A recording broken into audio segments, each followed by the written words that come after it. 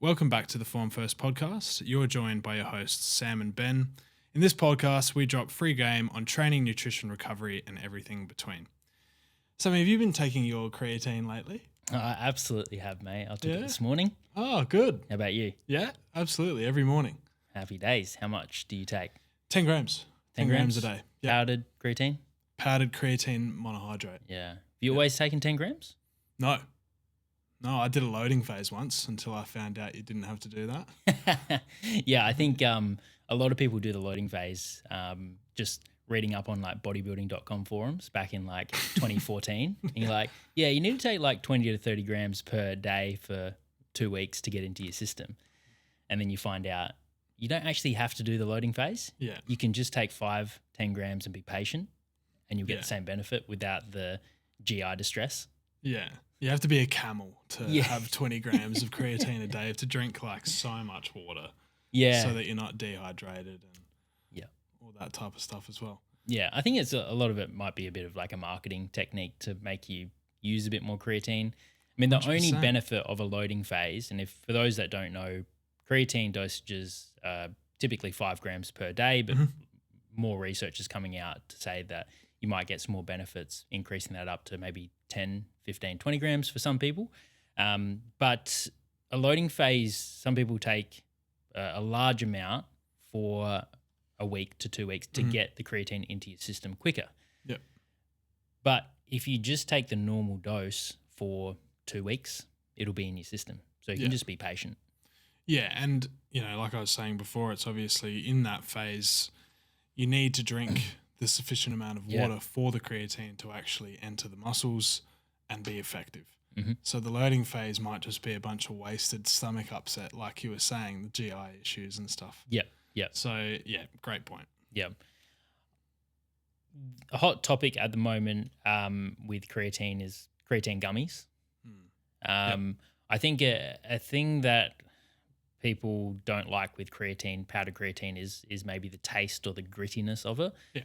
It's not overly pleasant, but what I found is if you get a flavored creatine, I got one from My Protein. It's like a tropical flavor. Scoop it in. It's got like a little bit of sweetener in there, Yeah, sugar-free still. Yep. Chuck that in some water in the morning, chow that down, and it's really good. It doesn't mix in like perfectly, I will admit. So you have to No. swish it around with a teaspoon, and as you're drinking it, Just- swish it around, Yeah, and then get it down. Get it in there. But I find that's better than having just the unflavored creatine on its own. Yep. In the past, I've also had it with sugar-free cordial just to help Yeah. get it down as well. Yeah. And I know you've been putting it on your food a little bit as well. Yeah, I have my breakfast is like rice bubbles and whey drip, which is protein powder with less water. Yep. And then I chuck the creatine in that as well, pour it over the rice bubbles, and yeah, it's in there already. I've had my creatine for the day. And you can do that with a bunch of other things, but yeah, that's the way I have my creatine. And if I've missed that for the day or my breakfast has changed, I'm not going to sprinkle it on my egg McMuffin. You know what I mean? I'm going to probably have a protein shake later if I need it. Yeah. Chuck it in there. Yeah. Chocolate flavored creatine. Yeah. 250 mils of water. I think that's another thing is people might think that they have to have it with like a liter of water. Just 250 mil, get it down. Yep. What are your thoughts on creatine gummies? No good. Especially if you have pre-existing GI issues, stomach issues, things like that. I feel like if they were priced differently, maybe it would be something that is okay to try for a little bit. I feel like gummies, even cheaper gummies, obviously, would have some ingredients in there that over time with repetitive use could cause some long-term or acute issues with digestion or bloating or stomach upset or whatever it might be. And it's obviously creatine gummies have become super popular recently, and some very notable figures have just brought out their own brand. Yeah. But yeah, I guess my thoughts on it are that maybe start with the powder at least. Yeah. And if that really doesn't work after trying to incorporate it into food and stuff like that, then maybe creatine just isn't that important and you might be able to live without it. And then, if you want a gummy, go for the gummy. I'm not really sure. What about you? Yeah, I think it's a lot of marketing BS. Like, I think that the whole gummy vitamins have become popular through Golly gummies. They were like apple cider vinegar gummies back in the day, probably serviced like maybe 10, 15 years ago. Got super popular. So that's where the creatine gummies are probably riding off that high of the Golly gummies. Are they a convenient way to get in your creatine? Like, yeah, of course they are. But to get a clinical dose of 5 grams, like some of these gummies, you're having to have like 4-5 gummies per day. Most of them are sugar free, so they have, you know, mannitol, sorbitol, xylitol, all these sugar alcohols in there that can potentially upset your stomach as well. So yeah, you have to be conscious of that. You have to weigh up, like, is it cleaner to get your creatine from powder? Yeah, absolutely. Is it cheaper to get it from powder? Yes, absolutely. Convenience wise, yeah, the gummies might be a little bit more convenient, but I think that your powder is just such a better, more versatile option. There's one ingredient. Yeah. Yep. That's what we're all on about. It's so funny when people are looking at gummies or alternative ways to get supplements in. They're all like, oh, you know, looking for the cleanest ingredients. It's like the cleanest ingredients are just keeping it as simple as possible, right? A lot of people recently are sort of falling for the hype where things are obviously, like we were saying, marketed really well, and it's an easy way to get in your creatine with all these added colorings, flavorings, and stuff like that. So if you can find a way to just get that simple ingredient into your day, obviously a much more sustainable option for your body and for your pocket. Yeah. Long term. Yeah. And especially with the new research coming out where taking more creatine might be beneficial for some individuals as well. So like I've started taking 10 grams of creatine per day. You've started taking 10 grams.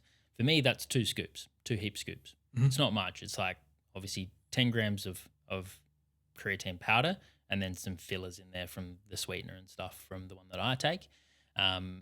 You 10 Just grams. straight. If you're getting 10 grams of creatine from gummies, like you're popping like 8-10 gummies. Like that's a lot. And that gets really expensive then. Yeah, bro. I went to a health food shop near me pretty recently and had a look at, there was this little like small container of gummies. It was $64. Could not believe how small this container was. $64, 2 to 4 gummies a day to get 5 grams of creatine. Yep. Which 5 grams of creatine, that's where most people should start. I'm not bagging on 5 grams of creatine. That's, you know, better than none. Really good for the muscles, good for recovery, good for those small, short bursts of energy when you need it. But as we start to like pick up the amount of creatine that we want, we start thinking about brain function and more things along those lines, then you're having to have 6 to 8 gummies a day. Try eating lunch when your stomach's you know, upset and bloated. So yeah, for sure. And just to make clear, like you do get creatine in your normal day to day as well. Creatine is rich in all your meat products, so your steak, your chicken, all your meat that is high in protein. Creatine simply, the supplementation of creatine just simply saturates your creatine stores, which in return increases your ATP production, which is your 0 to 10 second bursts. So it will help you push more weight in the gym, more explosive power when you're doing your reps. And it will also help retain more water intramuscular as well, instead of extracellular. So when you think about water retention, people are like, well, I don't want to take creatine because it's going to make me retain more water. Well, yeah, it will inside your muscle cells. Your muscles are predominantly water anyway. It's not going to be between your skin and your muscle. That's extracellular. Like that's bloatiness, you know, water retention. That's not what creatine does. No. Ben, you're in a dieting phase at the moment. Where would you say your favorite places are to eat out when you're in a dieting phase? There's a couple. Definitely more places coming out now that, you know, for one, some places have their kilojoules released in terms of their nutritional information, and others you just my nutrition literacy is a little bit better now, so I can sort of understand what to have and what not to have. I'd say some of my favorite places are the Mexican takeouts, Guzman, Zambreros. Those two are probably really frequent. If I haven't prepped my meals, Zambrero is probably more popular for me, just because I feel like theirs are a little bit lower in terms of calories, in terms of their serving sizes and things like that. So Zambreros definitely I go for a burrito bowl, just to avoid doubling up on the carb with the wrap and the rice. Not that I'm scared of carbs, more so just that's an excessive amount for me when I am dieting. Yep. So I'll go for a burrito bowl, double protein, hold on the sauce a little bit, probably go for a barbecue sauce rather than any of the mayo-based sauces. Good call. Another good place I really like is Grilled.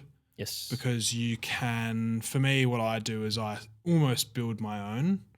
I typically go for a grilled chicken variant. Sometimes I'll go for the fried chicken variant. It is fried in olive oil, which is the better way to do it, I guess. So I'll go for a grilled chicken variant. I'll take away their sauces, put in my own. This is obviously excessive, but if we're just starting out, Grilled's a great place. Just keep an eye on what. Honestly, it's the condiments that we need to be a little bit worried about. Yeah, I'd say those are probably the main places for me. Yep. Where I feel pretty confident that I'm within my own calorie goal. Yeah, nice one. I'm pretty safe with a Vietnamese place. Like whether that's lunch or dinner, you know that you can get like a good chicken rice with pickled vegetables. Yeah. Any Vietnamese place does it. Yeah. Banh mi, roll as well. Yeah. Awesome. You can get like grilled chicken, like relatively lean. Yes, there's going to be some extra oils added in there, but you know that the rice is clean and the vegetables are clean in there as well. But yeah, I second like Zambreros and Grilled, also great. If you are eating out and the chosen place does not have the calories available to you, you've got two options if you are tracking your calories. You can either break down the meal ingredient by ingredient. So say for an example, a grilled chicken rice bowl with vegetables, you would add in the grilled chicken separately, approximately how much it would weigh, the amount of rice in cups, the pickled vegetables, and then probably add a couple of tablespoons of oil just for safe measure. Yeah. Another option you could do is, say for an example, if you go out to a burger place and they don't have the calories there, you can just track it as like a McDonald's or KFC burger. It's not going to be perfect, but it'll give you an approximate calorie range. Yeah, and something I do when I do the same thing is for each macro that I try and track, I just will tack on 50 to 100 calories, like you said, for the safe measure, just for a bit of grace there as well.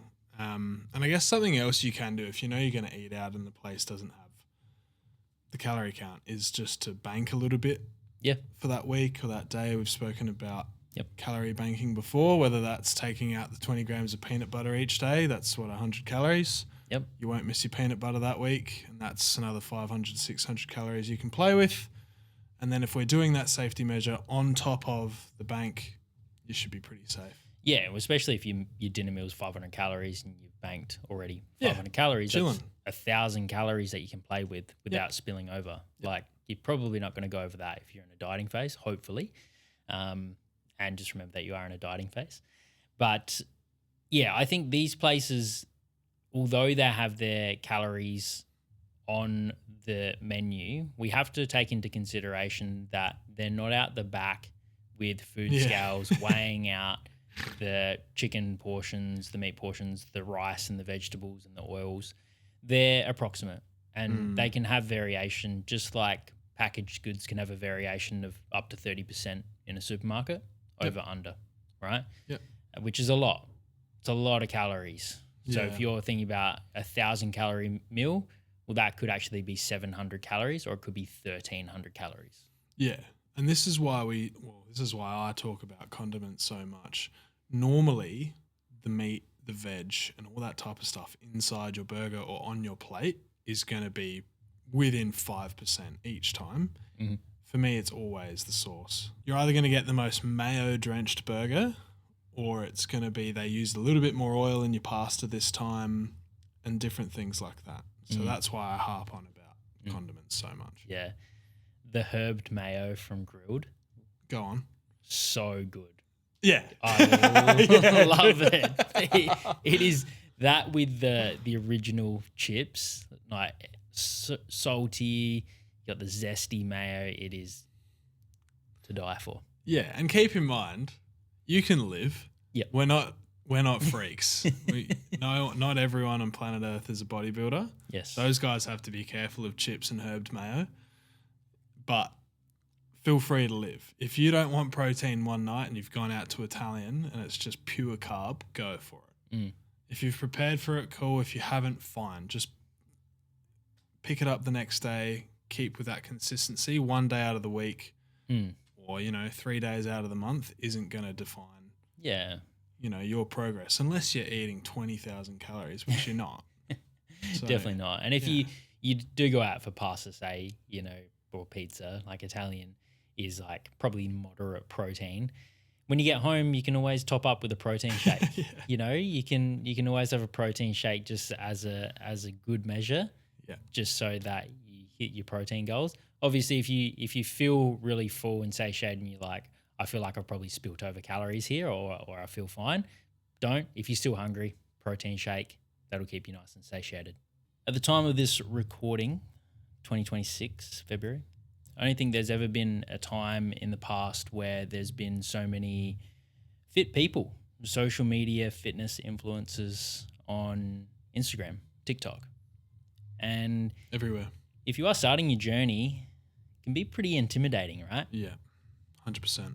Looking at all these influencers and going like, that's what I want to look like, but maybe not knowing the full history of how long they've actually been training for, what they had to do to get into that position that these influencers and fitness people are now. Yeah, 100%. And you can see, a lot of people that I know have their For You pages on Instagram just filled with, perfectly sweaty people with their rigs out, whether it's boys or girls, and, they've just done their 4 a.m. 40K run or whatever it might be, or their third training session of the day. And you're looking at these people, comparing yourself to these people with completely different lives, completely different 24-hour days, and just roasting yourself. Yep. That's no good. Yeah. Well, comparison is the thief of joy. Mate, couldn't have said it better myself. Yeah. And look, we've all been guilty. I've been there before when I first started my fitness journey. I'm going back to the likes of Steve Cook, Jeff Side, Ziz. Yeah. Like legitimately all these people I looked up to from maybe not a lifestyle standpoint, but more so a physique. And I was like, that's what I want to achieve. And you don't realize that at the time, but, fast forward many years, you realize that, okay, like these guys actually lived pretty unhealthy lifestyles, taking multiple anabolics and partying, taking drugs, drinking, to get them to where they are. Obviously, they still worked extremely hard to get them where they are, but that's the dark side of the fitness industry is you don't know what these fitness influencers are taking and even fitness coaches are taking from, performance enhancing drugs and peptides, weight loss drugs, just to promote their business. Yeah. Yeah. And if you look at it from your own point of view, when you're trying to post something on Instagram, for example, and how easy it is for you to make your life seem amazing. Like, this guy, all that's on his Instagram or her Instagram is, they're in Bali, they're in Europe, or here's this perfect plate of food that they're having. Like, it's easy enough for you to make it look like you have the craziest life. Yep. Imagine how easy it is for these guys with millions of followers, hundreds of thousands of followers, who pay a social media team to perfectly doctor their Instagram, and then you're going onto these pages and just being like, holy shit, my life sucks. And then it's just like, downhill avalanche from there into just, losing your motivation, losing your drive. It's just really dangerous. Yeah, I think having motivation from like a physique standpoint is really important. Yeah. But it can get unhealthy. There's a whole, encyclopedia of other things that people can be on, and it doesn't just have to be anabolics. It can be different things, like you mentioned before. Things that have become really popular lately are the more accessible weight loss drugs. Yep. We've heard about Ozempic. Mounjaro now is starting to hit the waves. People wouldn't believe how many of the influencers and fitness influencers they follow are on things like that. They would have no idea. Yep. I don't. Yeah. And you just, at this stage, I almost assume that they're on some sort of anabolic, and then or at one point in time, they've been on some sort of weight loss drug at one point in time. Now, by no means do I judge these people. Like you said, they still have to work really hard. I do judge how they market themselves to people that either don't have access, don't have the money, or don't want to be taking these different things. I think how things are marketed is, for the consumer, it's easy to eat up and start on that negative path. Yeah. It's funny how people, like, you see a good physique, someone in shape now, and you sort of just assume that they're on drugs. That's the whole thing of social media now, because, being on peptides and Ozempic and all these weight loss drugs, you just assume like, oh yeah, they look great. They lost a significant amount of weight in a short period of time. They probably took a shortcut to get there, because that's sort of the mentality that we're at now, because we're so exposed to all of this stuff, which is quite frightening. It is. Rewind back to when I was doing bodybuilding, competed in natural bodybuilding from 2017 to 2020, 8 bodybuilding shows in a natural federation, all that time. And the amount of comments that I got during that time about being on stuff was astronomical, because I was significantly lean, like I was, 6 to 8% body fat. Yeah. But I was also 65 to 69 kilos. That is a lot. And I'm like, I'm not real sure. I'm 176. What's that? 5'10", right? Yeah. So I was just basically muscle and bones. Yeah, and was that just people back then sort of asking you, it's like, what are you on? What's your stack? That type of thing. That's a really common question. I think people looked at my physique then, and not just mine, but bodybuilders, and went, that is so far not achievable in my mind that he must be taking stuff to get there. Yeah. It's not achievable naturally.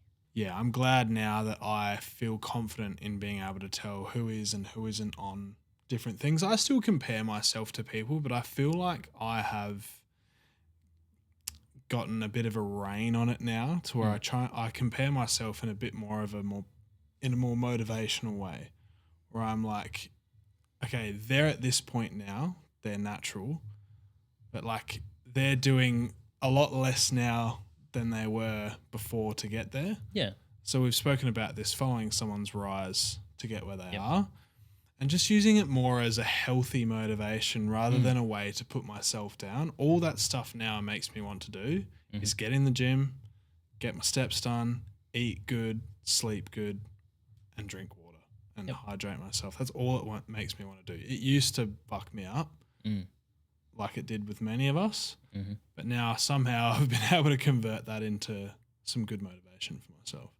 Yeah, and I think as long as you don't want to become like a IFBB bodybuilder, you don't have to be taking all these drugs to get there. It just takes time and consistency. So on the topic of supplements, we are going to delve into supplements that actually work, so that you don't have to waste your money. Yeah, that are worth your money. Yeah, 100%. Yep. Obviously, all these weight loss drugs and, TRT, anabolics, they do work, but there's obviously a laundry list of side effects that come along with them. So first things first, creatine. As we spoke about at the start of this podcast, we mentioned many times on this podcast as well, creatine is one of the most well-researched supplements on the market. Yep. And extremely safe to take as well. So Yep. 5 to 10 grams per day. Take it. No loading phase.